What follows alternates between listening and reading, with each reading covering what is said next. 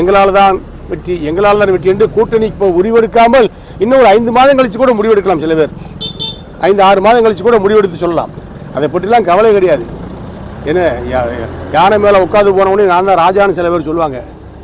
ஏன்னா யானை துதுக்கிட்டு லேசாக அடி தட்டி பிடிச்சுன்னா போகிறவங்க தெரியாமல் சில பேர் போயிடுவாங்க.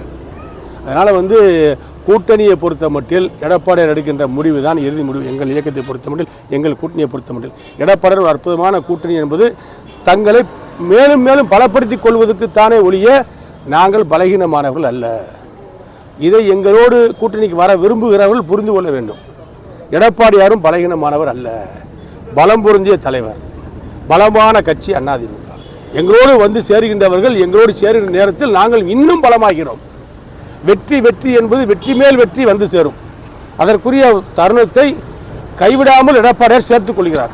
இதுதான் இந்த கூட்டணியுடைய தர்மமாக பார்க்கப்படுகிறது. இதைத்தான் திமுக அங்கே செய்து கொண்டிருக்கிறது. என்னதான் செய்தாலும் அதிமுக கூட்டணி தான் பலமான கூட்டணி என்பது நாடறியும், உலகறியும், ஊரறியும். அதிமுக தலைவர் எடப்பாடி தான் பலமானவர் என்பது உலகம் அறியும். ஆகவே வெல்லப்போவது அதிமுக தான், ஆட்சி அமைக்கப்போவது அதிமுக தான், எடப்பாடியார் தான் முதலமைச்சராக வரப்போகிறார். நன்றி, வணக்கம்.